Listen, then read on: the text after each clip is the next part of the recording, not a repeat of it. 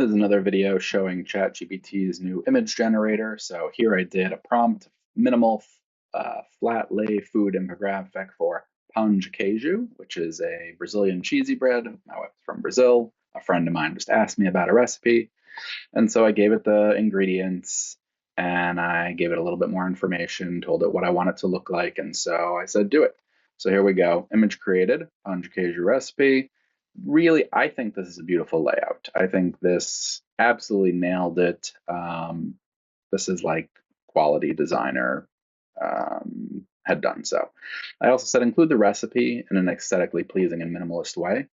And so I kept basically the same image here, gave me the steps to take, and I don't know if this is your favorite recipe. You might have a different recipe, but ultimately I think this did a really good job. So another use case for the new image generator, and just this is the kind of thing I would have historically made something, pulled it over into Canva, or if you're using the Adobe suite, great.